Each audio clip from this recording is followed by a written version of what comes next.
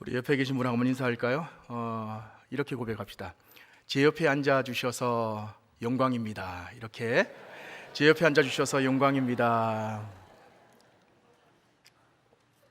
예, 목사님께서 오전에 그 부르심에 대해서 설교하셨는데 우리가 지금 이 자리에 있는 것이 내 의지로 예배에 나온 것 같지만 하나님께서 나를 이끄신 줄로 믿습니다. 하나님께서 여러분 한 사람 한 사람을 예배 자리에 이끄신 줄로 믿습니다. 우리 상반기에 새 가족들이 많이 등록하셨어요. 많이 등록하셨는데 물론 다른 교회에서 신앙생활 하시다가 뭐 이런저런 이유로 뭐 이사를 오신 분도 계시고 직장 때문에 오신 분도 계시고 여러 가지 이유로 등록을 하셨는데 이 중에는 또 새롭게 이제 신앙을 예수를 믿은 그런 분도 계셔요. 정말 귀한 일인데 그 모든 여정이 저는 그렇게 생각합니다. 하나님께서 여러분의 발걸음을 우리 안동동부교회로 인도하셨다, 이끄셨다. 저는 그렇게 믿습니다. 아멘이십니까? 그래서 지금 내 옆에 앉은 지체가 얼마나 귀하고 소중한지 여러분이 좀 아셨으면 좋겠어요. 왼쪽 오른쪽 앞에 뒤에 앉아 계신 분이 그렇잖아요. 뭐 천년만년 갈 것 같지만 지금 이 텀에, 지금 이 2026년 이 텀에 하나님께서 나와 함께 신앙생활 하라고 이 힘든 시기에 이 믿음의 여정을 함께 서로 격려하면서 위로하면서 이 믿음의 여정을 가라고 하나님께서 붙여주신 귀한 믿음의 동역자인 것이에요. 아멘이십니까? 그러니 얼마나 귀한 분들입니까? 우리 새가족들 마찬가지. 여러분 구원에는 두 가지 측면이 있습니다. 우리가 예수를 믿고 믿음을 고백하잖아요. 그러면 제일 먼저 변화되는 게 뭐냐면 예수를 믿는 순간 뭐가 변화되냐? 우리의 신분이 변화됩니다. 신분의 변화. 그걸 가지고 구원의 즉각성이라고 그래요.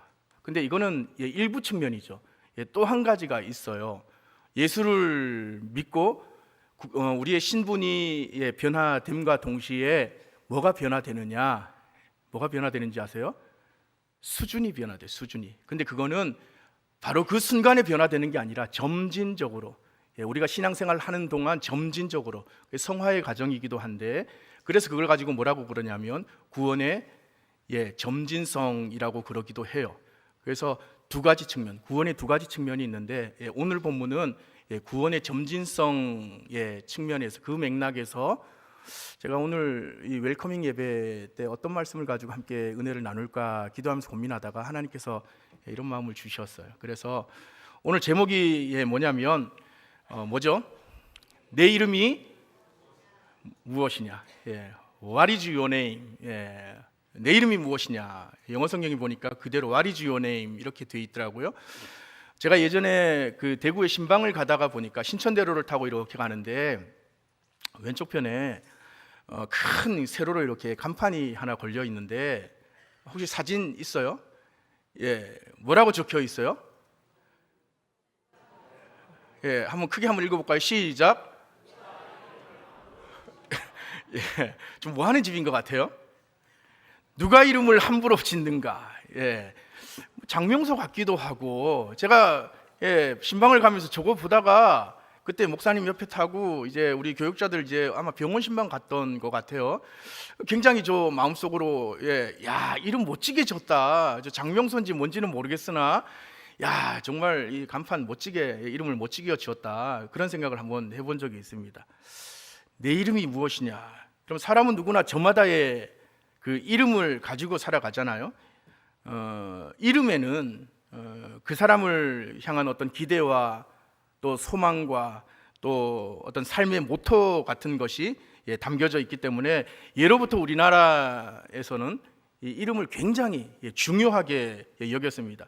아마 다른 나라도 똑같을 거예요. 이름을 굉장히 중요하게 여겼을 거예요. 그래서 자녀가 태어나면 방금 보여드린 저 간판처럼 옛날에 지금도 그렇죠. 장명소 같은 데 가서 자녀가 태어나면 큰 돈을 뭐 때로는 수백만 원, 좀 잘 사는 사람들은 수천만 원 주고 이름을 짓기도 한다고 그래요. 장명소 가서 막 짓기도 하고, 또 어떤 분은 유명한 어떤 사찰에 무슨 주지스님한테 가서 이름 좀 내 아들 이름 좀 지어 달라고 그렇게 맡기기도 하고 그런다고 그래요. 또 부모님이나 뭐 할아버지한테 이름을 지을 때도 그냥 뭐 설렁설렁 대충 안 짓잖아요. 몇 날 며칠 고심고심하다, 여기 계신 할아버지 이 부모님들 다 마찬가지일 거예요. 몇 날 며칠을 그렇게 고민하다가 아주 거창한 그런 한자 막 조합해가지고 아주 깊은 뜻을 담아서, 그래서 이제 내 아들, 딸, 내 손주들 이름을 그렇게 짓곤 하잖아요. 이건 우리 믿는 사람들, 교회 다니는 사람들도 마찬가지죠. 자녀가 태어나면 이름을 지을 때 그냥 안 줘요. 기도하면서, 작전 기도하기도 하고, 기도하면서 고민하다가 하나님의 뜻을 담아서 의미를 부여해서 뭐 라온이니 하임이니 뭐 라온이니 뭐 이렇게, 그쵸? 하람이니 이렇게 뜻을 담아서 그렇게 이름을 짓는다고요. 여러분, 유대인들, 히브리인들의 경우도 마찬가지예요. 성경에 나오는 인물들을 보면 대부분 그 이름 속에 깊은 뜻이, 의미가 담겨져 있어요. 가령 아브라함의 뜻이 뭡니까? 열국의 아비, 그렇잖아요. 그리고 이삭, 오늘 주인공 이 야곱의 아버지 이삭의 뜻이 뭡니까? 웃음. 그러면 오늘 오전에 목사님 말씀하신 모세의 뜻이 뭐예요? 물에서 건져냈다. 이렇게 히브리인들의 이름에는 각각의 어떤 스토리, 의미가 아주 고스란히 담겨져 있어요. 그러니 여러분, 이 사람의 이름이라는 게 얼마나 중요한 겁니까? 이름이 그 사람의 뭐 정체성을 대변한다고 해도 과언이 아닌 거죠. 그런데 여러분, 가만히 생각해 보면 오늘 우리가 사는 이 현대사회 속에서 우리가 가진 고유의 이름 말고도 나름 나 자신을 대변하는 어떤 또 다른 이름들, 수많은 어떤 그런 이름들을 얼마나 많이 가지고 살아가는지 몰라요. 생각해 보면 그렇잖아요. 집에서는 부모 자녀의 이름으로, 회사에서는 뭐 과장님, 부장님, 팀장님 뭐 이렇게, 교회에서는 장로, 권사, 집사 뭐 이렇게, 그리고 때로는 뭐 사회에서는 뭐 여러 가지 어떤 지위나 신분이나 뭐 이런 거 여러 가지, 많은 사람들이 세상을 살면서 갖가지 타이틀이 내 진짜 이름인 양 착각하면서 이렇게 표현하면 좀 어떨지 모르겠지만 가면을 쓴 채 때로는 좀 위선을 떨면서 그렇게 살아가기도 하는 것 같아요. 제가 생각할 땐, 여러분이 동의하든 동의하지 않든 그런 것 같아요. 그리고 그 속에서 진짜 내 이름, 나의 진짜 이름은 자기도 모르게 점점 잊혀져 가고 있는, 우리가 살고 있는 이 시대가 지금 그런 시대 아닌가. 여러분은 지금 정직하게 오늘 하나님 앞에 예배를 드리고 나왔는데 하나님 앞에 어떤 이름을 가지고 지금 이 자리에 나와 계십니까? 하나님 앞에 여러분 어떤 이름을 가지고 지금 이 자리에 앉아 계셔요? 만일 하나님께서 오늘 야곱에게 하신 질문, What is your name? 너의 이름이 무엇이냐? 만약에 이 질문을 오늘 여러분에게 만약에 하신다면, 물으신다면 여러분 과연 뭐라고 대답하시겠어요? 그리고 그렇게 묻는 하나님의 의도라 할까? 그 의도가 여러분 뭐라고 생각하세요? 내 이름을 진짜 몰라서 하나님께서 그렇게 질문하시는 걸까? 야곱의 이름을 하나님께서 진짜 몰라서 네 이름이 뭐냐? 하나님께서 그렇게 질문하신 걸까? 아니요, 그게 아니죠. 사실 이 질문은 제가 후반부에 말씀드리겠지만 이름을 묻는 게 아니에요. 이름 석자 묻는 게 아니라고요. 우리의 실존을 묻는 아주 실존적인 그런 질문인 거예요. 자, 오늘 본문에서 하나님은 어떤 상황이냐? 홀로 극심한 두려움에 빠져 있는 이 야곱에게 하나님 나타나셔서 야곱을 만나주시고 바로 이 실존적인 질문을 던지는 거예요.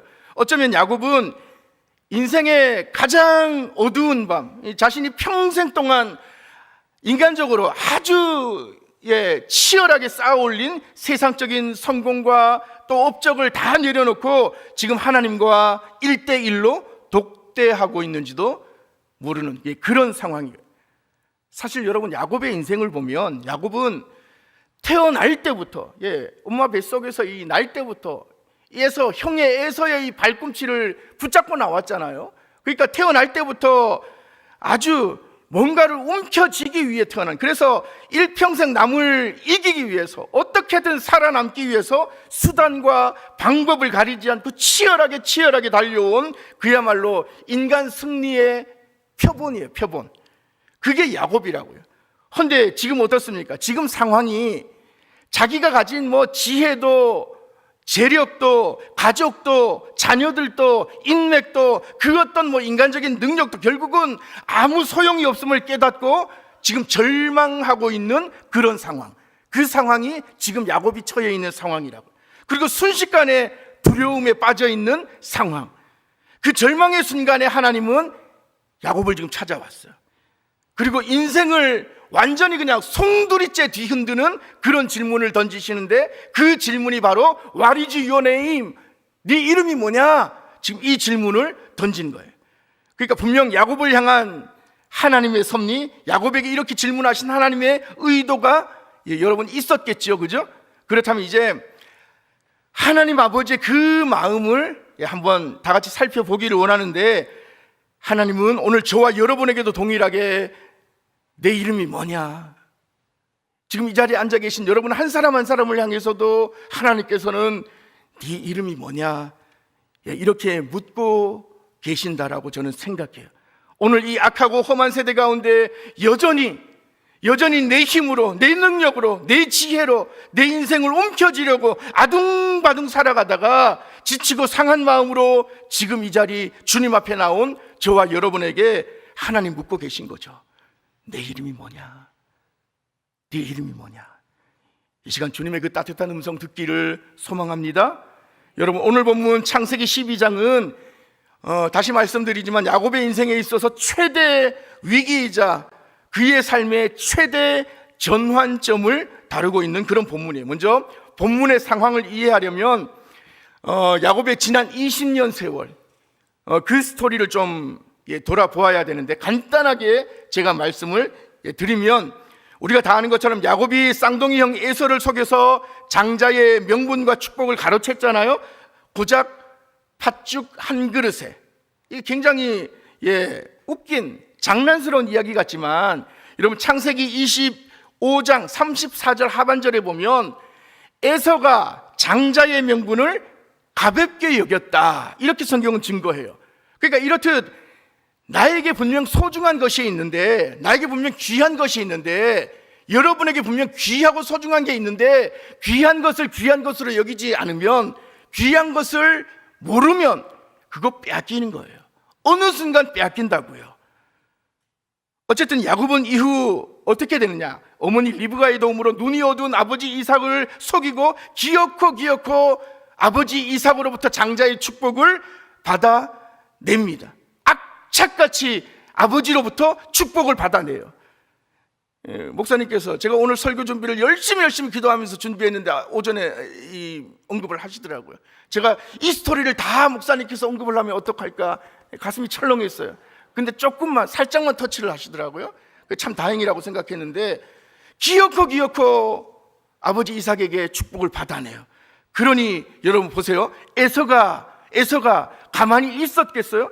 동생에게 속아서 모든 걸 다 빼앗겼는데 당연히 화가 났겠죠. 그래서 창세기 27장 41절에 보면 에서가 어떤 마음이 들었는지 27장 41절 하반절에 맨 끝에 보면 이렇게 성경은 말해요. 내가 내 아우 야곱을 어떻게 해요? 죽이리라.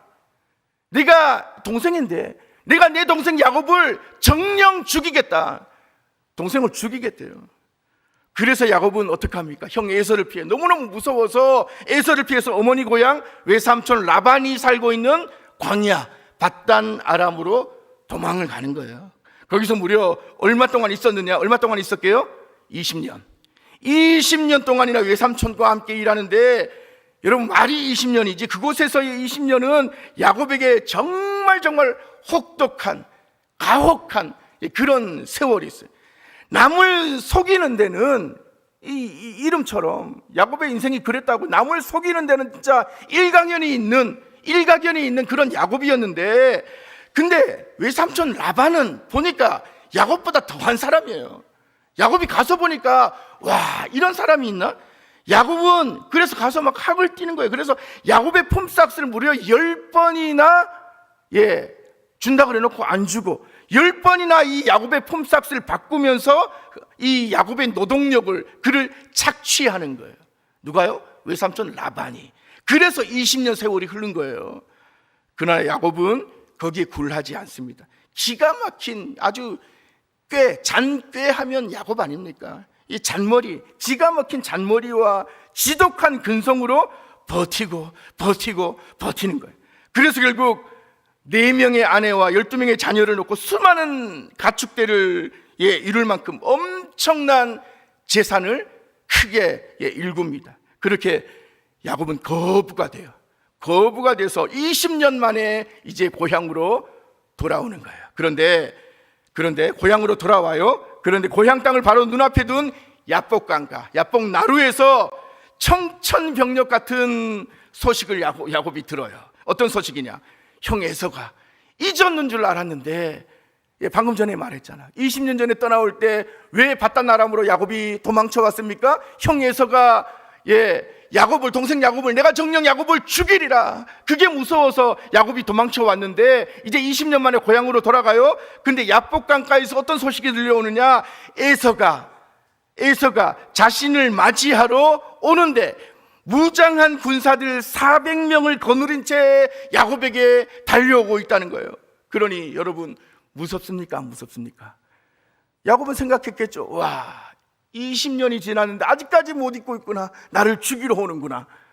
야곱은 너무너무 두려웠어요. 그래서 본능적으로 생각한 것이, 야곱이 지금 엄청나게 부자라니까요, 큰 거부가 되었어요. 그래서 본능적으로 생각한 게, 자기 무리를, 가축들도 엄청나게 많았거든요. 그래서 자기 무리를 두 떼로 나누어 한 무리가 공격을 받으면, 형 에서로부터 공격을 받으면 다른 무리는 주랭랑을 치는 거죠. 이게 작전이었다고요. 그리고 동시에 형 에서한테 선물 공세를 하는 거예요. 말이 선물이지 뇌물이죠, 뇌물.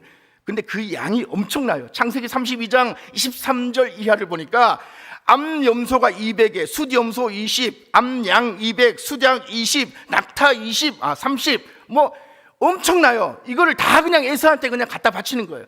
수억 원, 수십억 원, 오늘날의 돈으로 환산하면 그 이상의 선물을 형 에서에게 먼저 보내는 건 뇌물이죠. 그리고 나서 자신의 가장 소중한 두 아내와 자녀들까지 간격을 두고 형 에서한테 다 줘요. 다 보내는 거예요. 왜요? 왜 그래요? 에서가 자기를 죽일까 봐 두려워서, 그래서 형의 환심을 사기 위해서. 그래서 야곱은 지금 인간적인 모든 방법을 총동원하고 있는 거예요. 살기 위해서 인간적인 묘안을 다 내는 거예요. 발버둥 치고 있는 거예요. 근데 문제는 뭐냐면, 인간적으로 몸부림치면 칠수록 이상하게 마음속 두려움은 점점 더 커지는 거예요. 이게 문제라고요. 그리고 이제 보세요. 모두 다 떠나보내고, 종들도, 아내들도, 자녀들도, 가축들도 다 떠나보냈어요. 다 떠나보내고 야곱은 이제 야복강가에 홀로 남았습니다. 그래서 오늘 본문 이렇게 시작하잖아. 24절 상반절 보면, 야곱은 홀로 남았더니, 혼자 야복강 나루터에 이제 혼자 남았어요. 여러분 한번 상상해 보세요. 야복강가에 혼자 남은 야곱.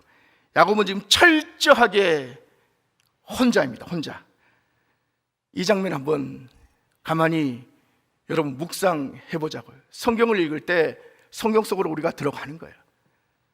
한번 묵상해 보자고요. 서쪽 하늘 저 멀리 석양이 지는데 야곱은 지금 두려움에 떨고 있어요.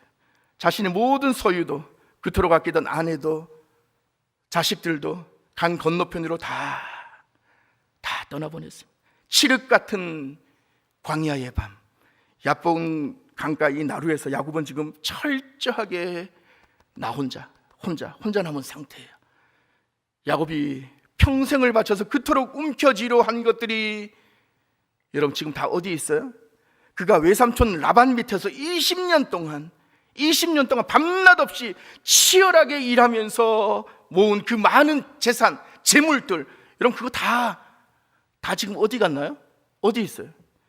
그가 목숨처럼 사랑했던 이 라헬과 이 자녀들, 그들은 또 다 여러분 어디 갔습니까? 전부 다 없어요. 다 떠나보내고 없습니다. 야곱은 아마 모든 것을 다 떠나보내고 홀로 남겨진 상황에서 아마 생각했을 거예요. 자신이 그토록 의지했던 모든 것들이 결국은 영원하지 않구나. 결국은 영원한 건 하나도 없구나. 내 가족도, 재물도, 자녀들도, 종들도 영원하지 않구나. 막상 영혼의 위기 앞에서는 그 어떤 위로도 줄 수 없다라는 것. 자신이 평생 동안 붙잡았던 물질도, 자식도, 돈도, 백도, 사람도, 그 모든 것이 나를 구원해 줄 수는 없구나. 야곱은 생각했을 거라고요. 여러분 기억하세요. 우리의 삶 속에도 이 수천 년 전 이야기지만 오늘 이 시대 현대 사회를 살면서 왜 없겠습니까? 우리네 삶 속에도 이런 일이 있어요. 모든 것이 다 끊어지고 홀로 남겨지는 야복나루의 밤이 나에게도 찾아올 때가 있다고요. 지금은 여러분 모르죠. 내 주변에 가족도 있고 뭐도 있고 많은 사람들이 있고 의지할 것과 힘이 되는 것이 있어서 여러분 못 느끼겠지만 정작 내 영혼의 깊은 고독과 죽음의 공포와 또 뜻하지 않은 질병의 고통이 찾아오면 느닷없이 밀려오는 인생의 쓰나미 같은 그런 풍랑, 그 풍랑 앞에 서는 순간 그 모든 것들이 아무런 힘을 발휘하지 못할 때가 여러분 오는 거예요. 인생은 그래요. 누구한테나 이런 상황이 와요. 그런 절대 절망의 자리에 누구나 다 여러분 서게 되는 겁니다. 남녀노소를 막론하고 누구든지. 허나 여러분 낙심하지 마시라는 거예요. 제가 오늘 여러분에게 말씀드리고 싶은 것, 그럼에도 불구하고 그 자리에서 여러분 낙심하거나 낙담하거나 절망하지 마시라는 거예요. 이게 결코 절망의 자리가 아니다라고 오늘 성경이 말하는 거예요. 끝이 아니라고 오늘 성경이 말하는 거예요. 인간적인 모든 소망이 끊어지고 이런저런 모든 세상 소음이 차단된 그때, 그 자리, 세상에서 나를 지켜주고 포장해주던 나의 온갖 타이틀을 다 내려놓은 상태, 그래서 진정한 나로서 홀로 남겨진 바로 그 자리, 그 자리가 비록 내가 생각하기에는 내게는 외롭고 두려운 절망의 자리 같겠지만 여러분 결코 절망의 자리가 아니라고 오늘 성경은 우리에게 말씀하고 있는 것이에요. 오히려 성경은 오늘 야곱을 통해 말씀하시기를 그 자리야말로 비로소 살아계신 하나님을 만나는 은혜의 자리라고 말씀하십니다. 아멘이십니까? 여러분 이 사실을 꼭 믿으시기를 바랍니다. 그러므로 하나님은 때때로 오늘 저와 여러분 우리를 너무너무 만나고 싶으셔서 우리의 바쁜 일상 분주한 삶 속에서 하나님은 그래요. 여러분 한 사람 한 사람을 너무너무 만나고 싶으셔서 우리 주변에 여러분이 내가 의지하는 뭐 이런저런 모든 것들을 어느 순간 다 거두어 가시고 나를 홀로 남겨두실 때가 있다라는 사실, 여러분 이 사실을 꼭 기억하셔야 돼요. 오늘 야곱을 보세요. 홀로 두려움에 떨고 있는 야곱에게 갑자기 어떤 한 사람이 찾아옵니다. 지금 야곱이 절망 가운데 두려움 가운데 떨고 있어요. 혼자 모든 것을 다 떠나보내고 혼자. 근데 어떤 한 사람이 찾아왔는데 날이 새도록 야곱과 이 사람이 씨름을 해요. 오늘 본문 성경에는 씨름이라고 그러는데 원어적인 표현으로는 이게 레슬링과 더 흡사해요. 완전히 그냥 온몸을 부둥켜 안고 막 뒹구는 거예요. 이 씨름을 하는 거예요. 이때 이 야곱과 씨름한 어떤 사람, 이 사람이 누구냐? 오늘 보면 후반부 내용을 보면 그는 단순한 천사가 아니라 하나님입니다. 하나님이라 학자들은 대부분 그렇게 이야기를 합니다. 어쨌든 뭐 천사든 하나님이든 하나님이 야곱을 지금 만나 주신 거예요. 혼자 있는 야곱을 만나 주셨다고요. 야곱은 하나님을 붙잡고 죽기 살기로 씨름합니다. 매달려요. 왜요? 지금 야곱에게는 에서가 지금 자기를 죽이려고 오고 있는데 지푸라기라도 잡아야 할 만큼 절박했기 때문에 날이 밝으면 형 에서의 군사들이 들이닥칠 텐데 지금 이 기회를 놓치면 자기는 끝장이라는 생각이 막 드는 거예요. 그런데 25절을 보시면 참 이해하기 힘든 말씀이 나와요. 25절 우리 다 같이 한번 읽어볼까요? 25절 시작. 자기가 야곱을 이기지 못함을 보고 그가 야곱의 허벅지 관절을 치매 야곱의 허벅지 관절이 그 사람과 씨름할 때에 어긋났더라. 자, 여러분 보세요. 상식적으로 하나님이라 그랬잖아요. 전능하신 하나님. 근데 우리는 피조물, 야곱은 피조물. 전능하신 하나님이 어떻게 일개 야곱 한 사람을 이기지 못하겠습니까? 말도 안 되는 거거든요. 당연히 이기죠. 하나님이 어떻게 야곱을 못 이겨요? 그렇잖아요. 당연히 이깁니다. 그러니까 이거는 하나님이 힘이 모자라서 졌다는 말이 아닌 거예요. 야곱 안에 있는 지독한 자아, 결코 꺾이지 않는 그의 인간적인 고집, 교만, 이게 얼마나 강했는지를 지금 역설적으로 보여주고 있는 거예요. 야곱은 하나님 앞에서도 여전히 내 힘, 자기 힘으로 악착같이 버티려고 안간힘을 썼던 거죠. 우리도 그렇잖아요.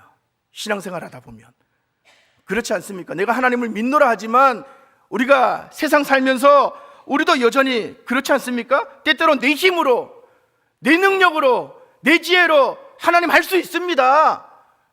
그렇게 할 때가 얼마나 많습니까? 그렇지 않아요?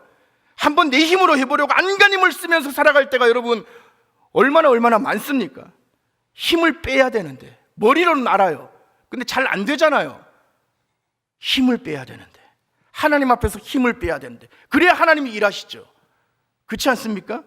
야곱은 날이 새도록 자기 고집을 꺾지 않았어요. 그러자 하나님 어떻게 하시는지 아세요? 특단의 조치를 취하시는데 야곱의 허벅지 관절을 쳐서 부러뜨리시는 거예요. 예전엔 성경에는 환도뼈라고 그러는데 허벅지 관절은 의학적으로나 생물학적으로나 인간의 몸을 지탱하는 가장 크고 튼튼한 뼈, 힘의 원천, 힘의 근원. 그래서 사람이 서고 걷고 달리고 누군가하고 싸울 때 모든 힘이 바로 이 허벅지 관절에서 비롯된다 그래요. 그러므로 하나님이 이 야곱의 허벅지 관절을 쳤다? 이거는 야곱이 일평생 의지해온 인간적인 능력과 힘의 근원, 그의 지독한 자아의 중심을 꺾으셨다, 이 말이에요. 이해가 되세요?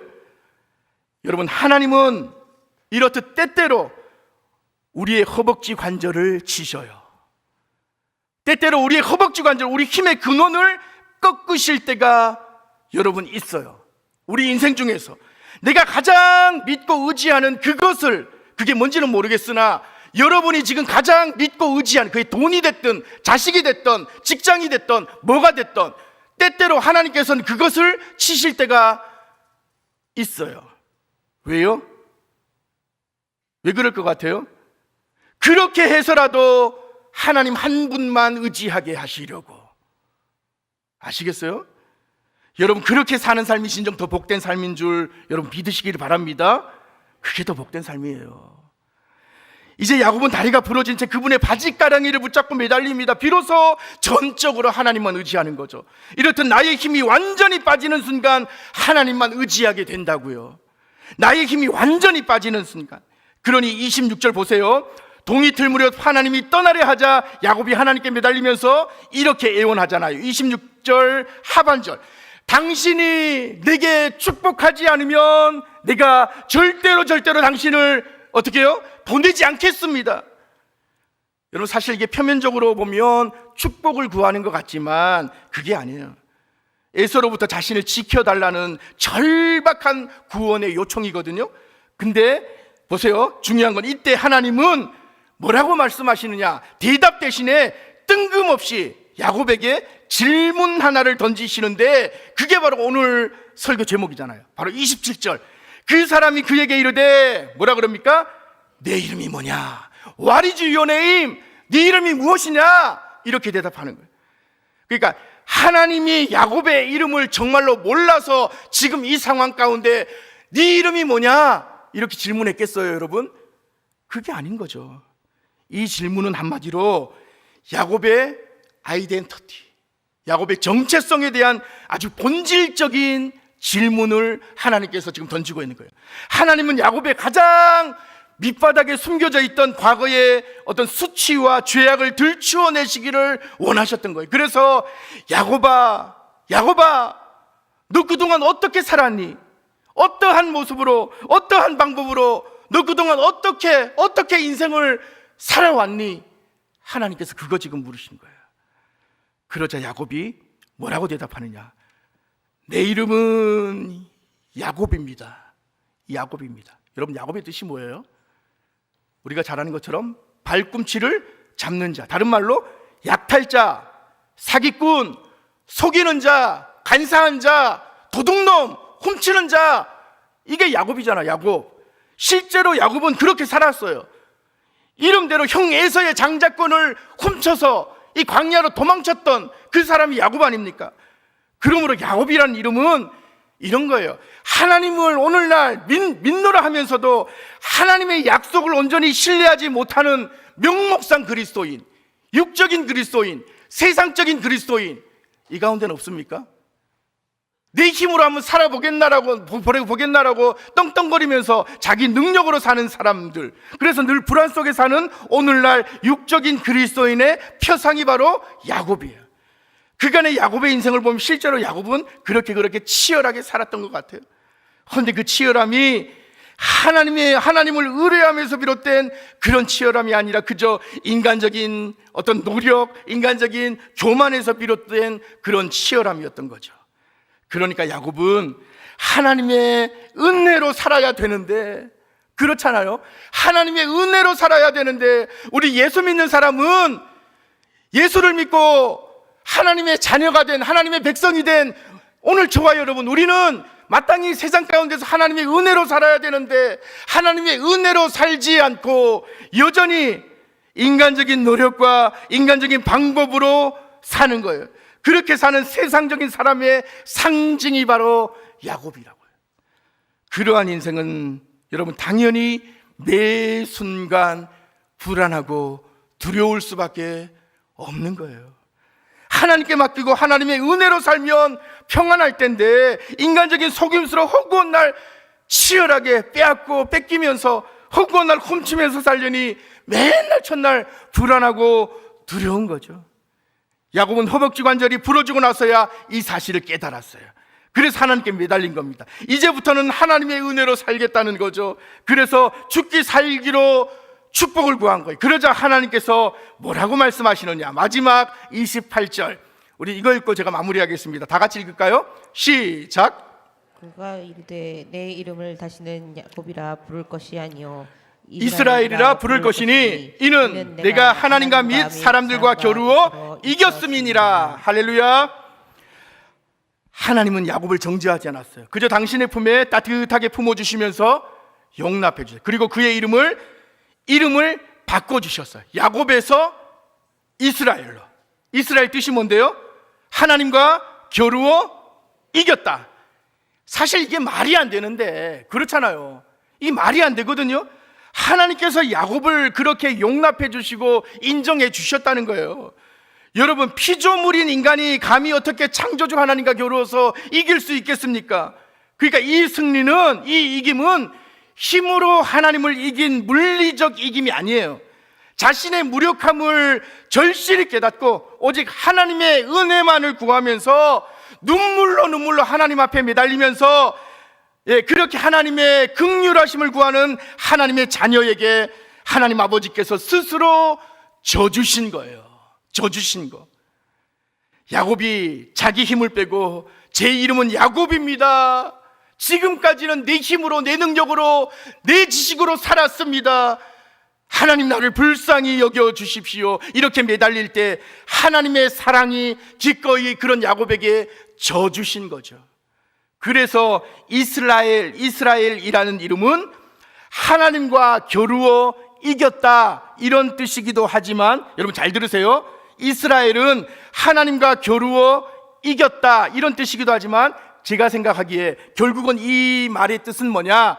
하나님의 은혜를 덧입었다, 이런 뜻이라고 저는 믿습니다. 하나님의 은혜를 덧입었다. 그러니 이스라엘은 이런 거예요. 이제 하나님의 은혜로 사는 사람, 이런 사람의 대명사인 거예요. 그러니 여러분, 내 이름을 다시는 야곱이라 부를 것이 아니요 이스라엘이라 부를 것이라, 오늘 우리에게도 이런 변화가 있기를 소망합니다. 오늘 새가족, 상반기 새가족 여러분, 제가 중심을 다해서 도전합니다. 여러분, 지금까지 여러분의 능력으로, 여러분의 지혜로, 여러분의 어떠함으로 이 세상을 살았다면 이제는 여러분의 이름이 바뀌어진 줄 믿으시기를 바랍니다. 하나님께서 여러분에게 이스라엘이라는 이름을 주셨어요. 그러니까 우리 예수 믿는 사람들은, 하나님의 자녀된 사람들, 하나님의 백성된 사람들은 뭐니 해도 이 세상을 살 때 은혜로 사는 거예요. 은혜로 살 때 세상을 넉넉히 이기면서 어떤 상황 가운데서도 두려움 없이, 불안함 없이 하나님께서 주시는 평안을 누리면서 승리하는 인생 살 줄로 믿습니다. 모두 다 그런 인생 되기를 주님의 이름으로 축복합니다.